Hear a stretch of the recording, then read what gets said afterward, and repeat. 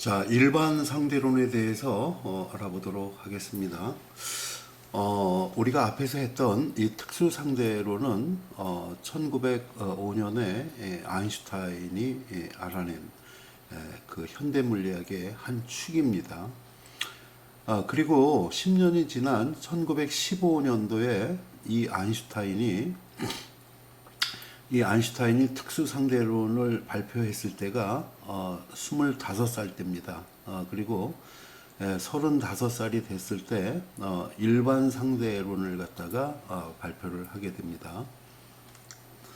자, 이 일반 상대론에 가설이 있습니다. 자연의 법칙은 가속계 또는 등속계에 관계없이 동일 형태로 표현된다는 거예요. 두 번째, 중력장이라는 것은 중력 효과가 없는 우주 공간의 가속계와 동등하다는 뜻입니다. 자, 이 말이 뭔가는 조금 이따 설명을 드리도록 하겠습니다. 자, 우리가 이 특수상대론에서 질량은 두 가지가 있다고 그랬었어요. 정지질량 M0가 있었고 상대론적 질량 M이 있었습니다. 그런데 이 질량은 또 다른 두 개의 질량으로 우리가 구분할 수가 있어요. 하나는 뭐냐면은 중력 질량이라는 녀석과 또 하나는 관성 질량이라는 녀석이에요. 중력 질량은 뭐냐면은 라지 m이라는 질량과 스몰 m이라는 질량이 r만큼 떨어져 있으면은 두 물체 간에 중력이라는 인력이 작용합니다. 그때 이 m을 우리가 중력 질량이라고 하는데 우리 중력 F는 G 만유 인력 상수 곱하기 R 제곱분지 mm으로 주어지는데, 자, 이 양을 하게 되면은 m은 G 곱하기 R 제곱분지 m분의 F가 됩니다. 자, 이거를 우리는 중력 질량이라고 표현합니다. 관성 질량은 뭐냐면은 여러분들 그 뉴턴 제2법칙 있잖아요. F equal ma. 그래서 F equal ma를 갖다가 m을 이렇게 이항을 시키면은 a 분지 F가 됩니다. 그래서 이 관성 질량 m은 어떤 뜻이냐면은 어떤 물질에다가 F라는 외력을 작용했을 때 가속되기 싫어하는 정도를 나타내는 값이 바로 관성 질량입니다. 즉, 관성 질량이 크면 클수록 가속되기 어렵다는 것을 보여주는 거죠. 그래서 이게 관성 질량입니다. 그러면 우리는 중력 질량과 관성 질량을 구분할 수 있겠느냐 하는 거예요. 결론을 내렸어요. 아인슈타인이 구분할 수 없다는 겁니다. 즉, 중력 질량과 관성 질량은 똑같은 질량이라는 것을 알아냈습니다.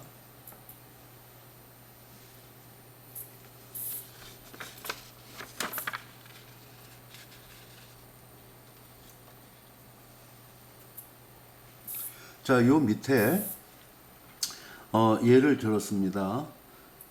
우리가 버스 좌석에 앉아 있어요. 그런데 눈을 가렸습니다. 그래 놓고 이 사람한테 두 개의 실험을 하는 겁니다. 자, 버스가 F equal ma라는 추진력으로다가 앞으로다가 진행을 합니다.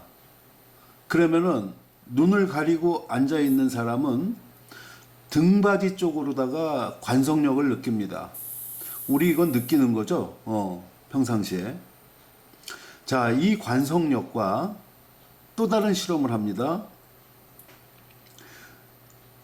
의자에 앉아 있는, 눈을 가리고 버스 의자에 앉아 있는 사람 뒤쪽에서 큰 질량의 물체를 갖다가 갑자기 위치시키게 되면은 이 큰 질량의 물체와 이 질량이 스몰 m인 사람 사이에는 만유인력이 작용하면서 이 사람은 등받이 쪽으로다가 중력을 느끼게 됩니다. 자, 눈 가리고 버스에 앉아 있는 사람은 이 자기가 등받이 쪽으로 받고 있는 힘이 관성력인지 중력인지 구분할 수 없다는 겁니다. 이해가 되시죠?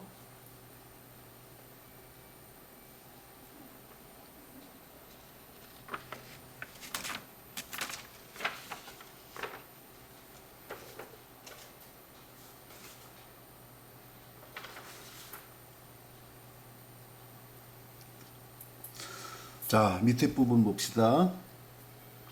자, 여기 복잡한 엘리베이터 그림이 있는데, 자, 여기, 중력과 관성력은, 같은 효과를 준다고, 우리 아까 그림에서 요 앞에서 알 수가 있었죠? 같은 효과를, 준다고, 이렇게 표현이 되어 있습니다.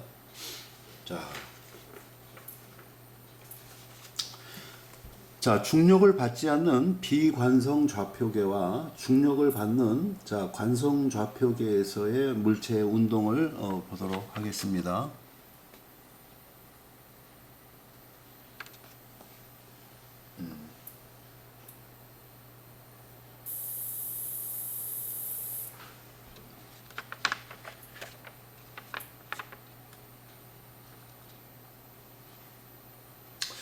자, 여기 두 개의 그 엘리베이터가 있습니다. 그리고 엘리베이터 안에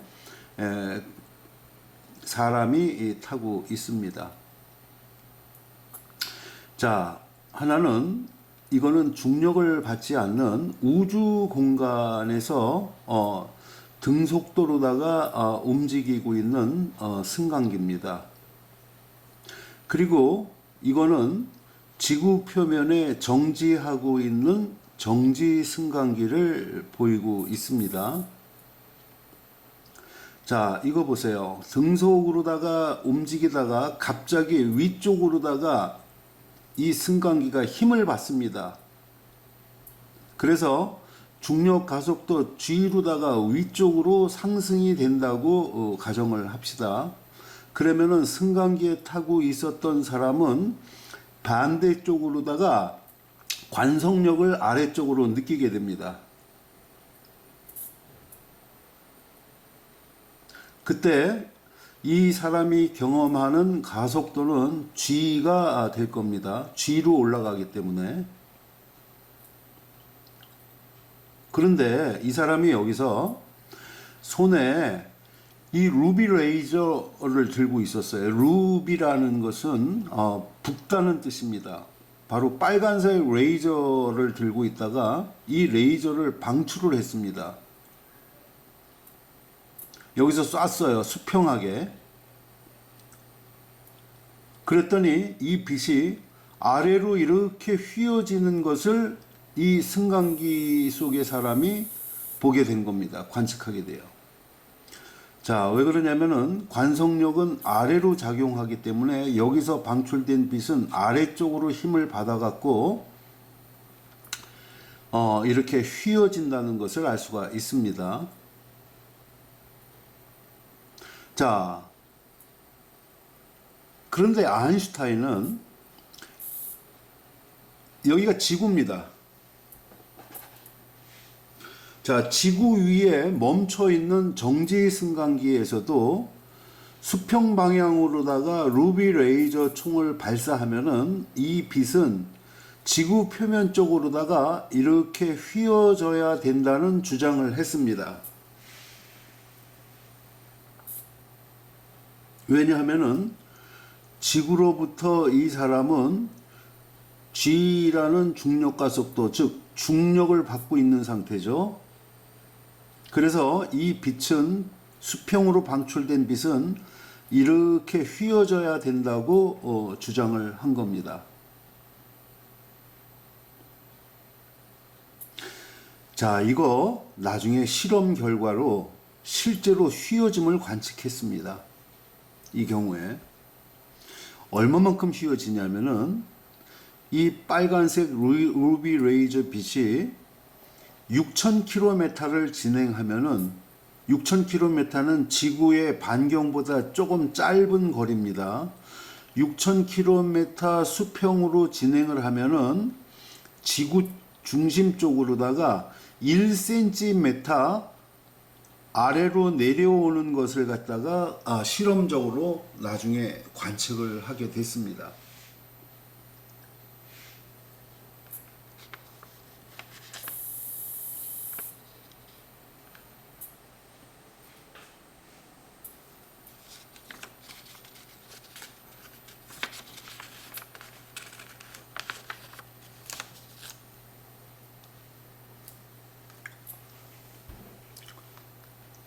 자, 이 사실이 자연현상에서 관측이 됐습니다. 이게 1919년 이제 개기일식 때 이제 확인한 그 자연현상입니다. 자, 이러한 효과를 우리가 중력 렌즈 효과라고 부릅니다. 우리가 렌즈를 갖다가 통과한 빛은 꺾이잖아요. 그렇죠? 그래서 이거를 중력에 의해서 빛이 꺾이는 효과가 나타났다 해서 이걸 중력 렌즈 효과라고 부릅니다. 자, 우리 여기 지구가 있습니다. 그리고 이 위에 별이 위치해 있어요. 이게 바로 별의 실제 위치입니다. 그런데 태양이 여기 와 있습니다. 그리고 달이 태양을 갖다가 가리는 일식이 일어났습니다. 그런데 이 지구에 있었던 관측자한테 여기 있던 태양 뒤에 숨어 있던 이 별이 어디서 보이냐면은 이 왼쪽에서 그 관측이 된다는 것을 실험적으로 알아냈습니다. 자, 왜 그러냐면은 자, 이 별에서 출발한 이 빨간색 빛이 보이죠? 이 빛이 태양 주변을 지날 때 꺾입니다. 태양의 중력에 의해 갖고 꺾여 갖고 이렇게 들어옵니다. 이 지구 관측자한테.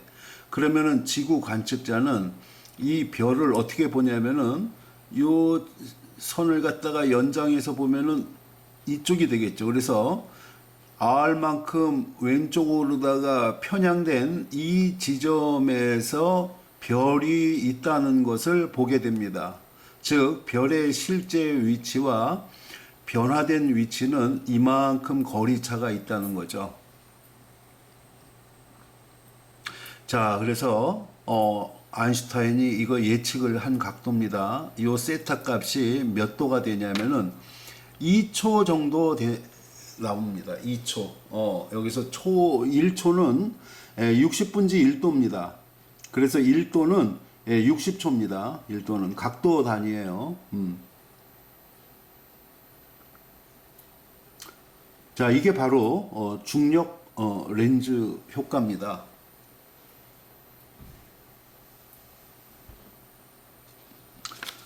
자, 또 하나 중력에 의한 시간 변화가 발생합니다.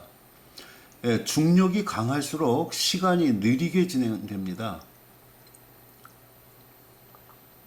우리 빨리 달리는 물체 속에 있는 아인슈타인의 특수상대성 이론에서 보면은 시간 지연 효과가 빨리 움직이는 시계한테서 나타났었죠.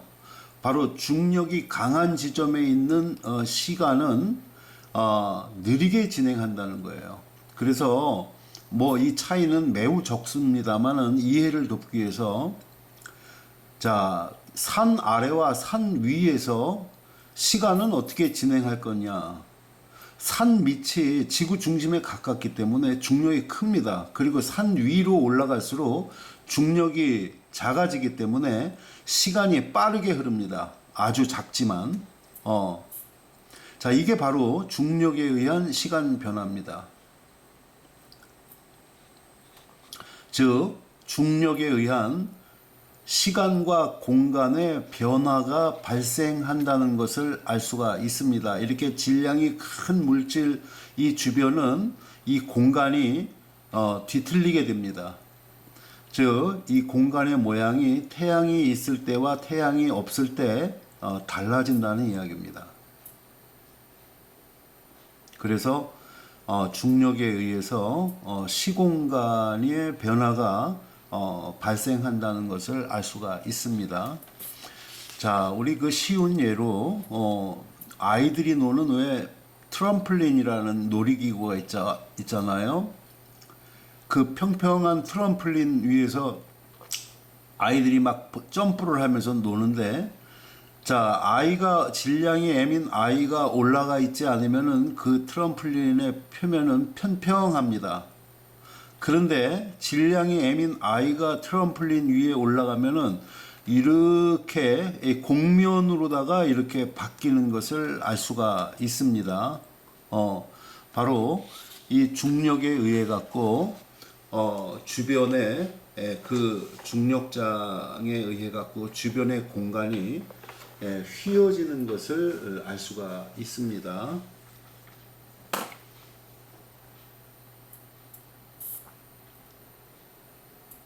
자, 조금 전에 그 엘리베이터 예를 들은 겁니다.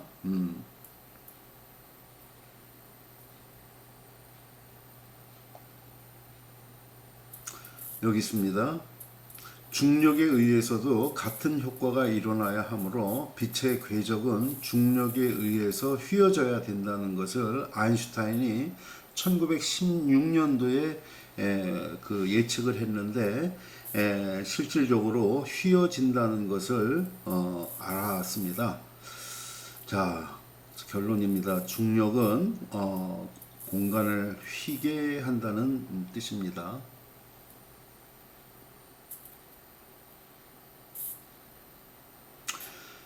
자, 여기 조금 전에 예를 들었던 모습이 보이고 있습니다. 자, 여기 별 1호가 있고 여기 별 2호가 있습니다. 이게 원래에 떨어진 기럭지입니다. 그런데 요 사이에 태양이 끼게 되면은 이렇게 태양 표면으로 진행하던 빛은 여기서 꺾입니다. 바로 중력장에 의해 갖고 공간이 휘기 때문에 이렇게 꺾입니다. 그래서 이걸 갖다가 이렇게 연장하면은 별 1호는 왼쪽으로 시프트된 이 지점에서 보입니다. 그래서 별 1호와 별 2호가 원래 거리보다 멀리 떨어져 있는 것처럼 보인다는 거죠. 바로 이 점을 우리는 겉보기 위치라고 부릅니다.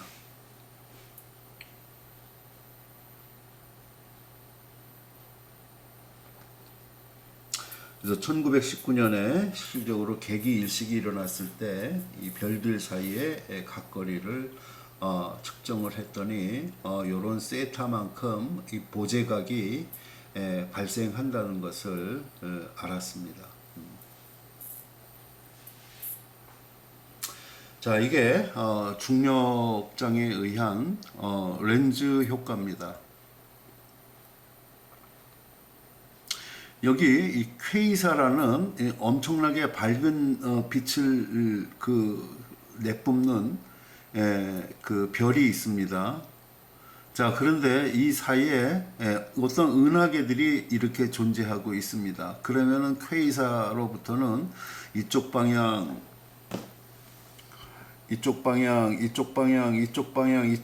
방사 형태로다가 빛을 방출할 텐데 여기 지구가 있습니다. 그런데 이 퀘이사로부터 나온 빛이 이 은하계의 이 그 끝지점을 갖다가 이렇게 지나게 되면은 이 중력장에 의해서 공간이 휘기 때문에 이 빛이 이렇게 옵니다. 그리고 이 퀘이사로부터 이쪽으로 온 빛은 휘어져서 이렇게 옵니다. 그래서 이 퀘이사는 점선으로 다 연결을 하면은 여기 있고 여기 있는 것으로다가 보인다는 이야기예요. 그래서 실질적으로 이거 사진을 찍었더니 이 뒤에 이 퀘이사가 있는데 이 은하계 바로 뒤에 하나, 둘, 셋, 네 개의 퀘이사로 분리되어 보인다는 것을 사진 찍은 겁니다. 그래서 빛은 굽어져서 하나 이상의 그 상을 맺게 된다는 이야기입니다. 그래서 이 B 사진이 퀘이사 한 개의 상이 4개나 맺혀 있다는 것을, 하나 둘 셋 4개나 맺혀 있다는 것을 알 수가 있고, 자, 이러한 원인이 요 사이에 그 아주 큰 질량을 가진 은하계가 존재한다는 것을 보여주는 자연 현상입니다.